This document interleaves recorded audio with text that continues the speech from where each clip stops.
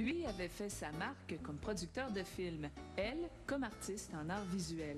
Le verger, les pommes, la vie à la campagne, c'était d'abord un rêve, un projet lancé simplement pour le plaisir de sa réalisation.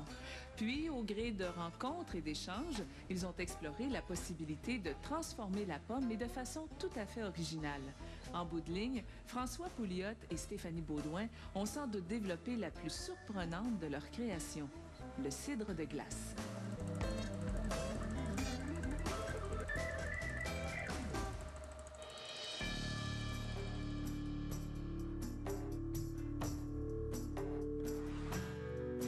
Nous, on se définit comme réalisant le terroir du Nouveau Monde.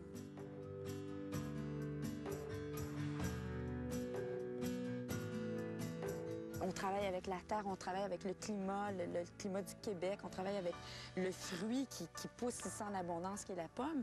Mais on fait ça ici et maintenant et pour l'avenir. Ça va toujours rester. On s'est dit, le vin de glace existe, on peut sûrement faire la même chose avec les pommes. Et ça a donné des résultats très concluants. Donc, c'est vraiment là que ça a commencé. Surprenant, hein, que ça n'a jamais été essayé avant. Donc, de là, le nom de la face cachée de la pomme.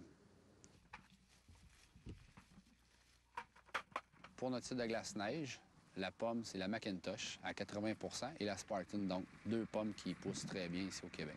En fait, le cidre de glace se fait de deux façons. Dans les deux cas, ça prend de la pomme et le grand froid de l'hiver du Québec. Il y a une expression qu'on dit « l'hiver est arrivé un matin », au mois de décembre, pas loin avant Noël. Alors là, à ce moment-là, on sort les pommes, on presse les pommes, puis on laisse le jus dehors. Ça gèle, dégèle, jusqu'à temps, un bon moment en janvier. Tu allumes la radio le matin, puis tu entends que le CAA, ils ont eu 1333 appels avant 8 heures. Alors nous, on dit « all right, c'est gelé dehors, il fait moins 30 ». Et là, le jus a bien gelé. Ce qui arrive, c'est que l'eau et le sucre qu'il y a dans le jus de pomme, l'eau, elle gèle, mais le sucre, lui, c'est tout séparé. La matière s'est séparée et on récolte ça par gravité.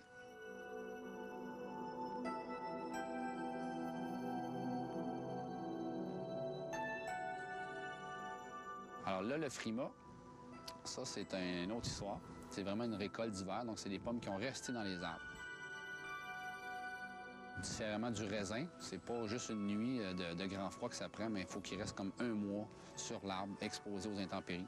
Parce que là, la pomme, elle gèle, elle dégèle, elle gèle, elle dégèle, elle est exposée au vent, elle se déshydrate et elle devient confite, elle cuit directement dans l'arbre. Donc les pommes sont cueillies comme ça, gelées, sont dures comme des billes. Ramenées à la cidrerie et là, pressées, gelées encore.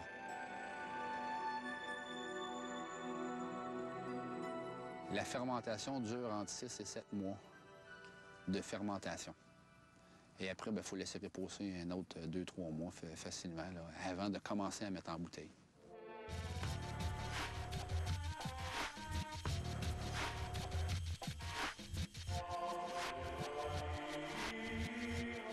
Juste au Québec, on est rendu 22 producteurs de cidre de glace. Bon. Comment il est fait, on ose croire qu'il est tous fait selon notre cahier des charges. La définition exacte d'un cidre de glace, c'est un cidre dont les sucres ont été concentrés avant fermentation par le froid naturel et qui ont obtenu au moins 310 grammes de sucre avant la fermentation et qu'à la fin de la fermentation, il y a au moins 150 grammes de sucre résiduel. Le taux d'alcool peut être compris entre 7 et 13 degrés d'alcool. Et en tout temps, seulement que le froid naturel, c'est-à-dire le froid dehors, peut être utilisé pour concentrer les sucres du jus ou de la pomme. Moi, je peux goûter quand c'était concentré au congélateur et quand c'était fait naturel, t'as pas exactement la même concentration des arômes. OK. Ça veut dire que la semaine prochaine... Mettons qu'on est une super équipe, on fait toutes les décisions importantes, on les prend ensemble.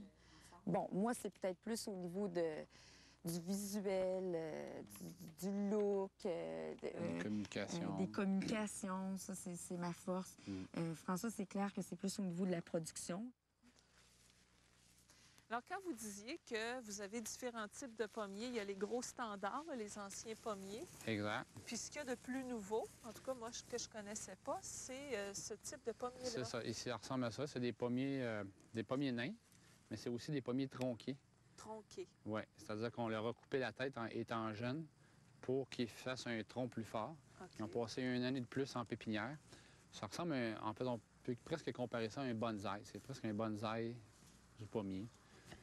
Ils vont faire très peu de racines très creuses, donc il faut que le terrain soit très bien drainé. Et après, il faut irriguer. Ah, c'est pour ça, le tube là, qui passe, c'est que Exactement. vous irriguez... On irrigue aux besoins les arbres. Cette année, on n'a pas eu besoin de les irriguer. Il est ça a mouillé bien amplement. été. On a eu une très belle pousse cette année. Vous voyez, ça c'est la pousse de l'année. Mais là, l'avantage pour vous, c'est quoi d'avoir des pommiers tronqués? Bien, premièrement, on produit des fruits avant de produire du bois. L'arbre ne viendra jamais bien plus haut que le fil. C'est à peu près 7 pieds de haut. Il va faire des toutes petites branches, mais il va faire énormément de pommes. C'est pratiquement de la vigne, comme quoi. Et Alors? ça va faire des fruits très savoureux, de qualité. Puis aussi, bien, au niveau de l'entretien, on n'a pas besoin d'échelle pour tailler les arbres. Pour cueillir les arbres non plus, c'est tout à hauteur d'homme. Alors aujourd'hui, en 2004, la Face que je l'ai pas, on est rendu 10 employés. On distribue dans 13 pays. Cette année, on a produit pour faire 200 000 bouteilles, tout format confondu. Notre but, c'est d'arriver en entour de 250 000.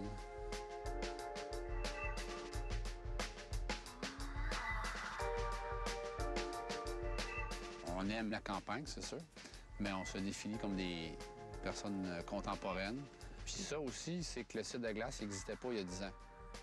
Donc, c'est correct d'être contemporain. On se veut authentique. On veut être une référence. On se définit comme étant culture friendly. Ça veut dire qu'on est sensible à la culture. Pour nous, c'est très, très important.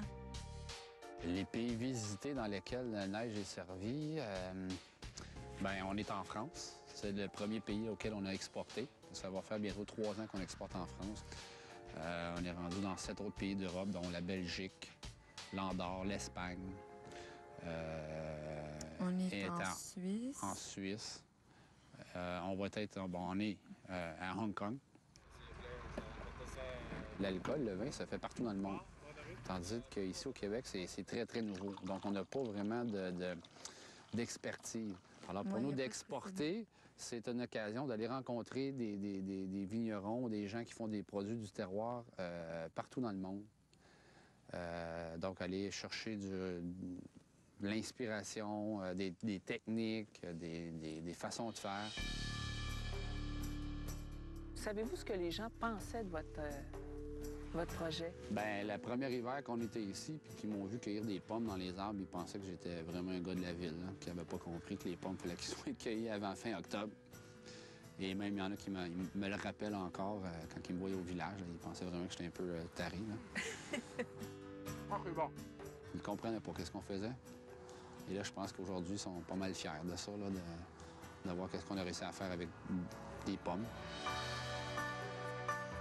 Bien, il y a beaucoup de gens qui me disent « Ah, mon dos, c'est très différent de ton autre métier avant d'être producteur. » Bien, dans les deux cas, on est toujours producteur. On travaille avec des éléments qu'on ne contrôle pas. Quand tu produis un film, tu travailles avec des créatifs, des artistes, des comédiens, et tu ne contrôles pas ces éléments-là. Là, on ne contrôle pas la nature. Mais là, la vedette, c'est pas mal toi.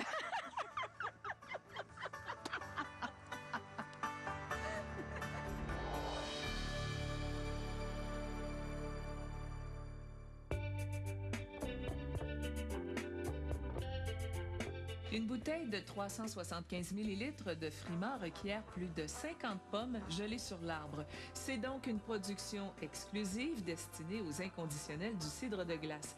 Vous devinez que ses clients réservent leurs bouteilles plusieurs mois à l'avance.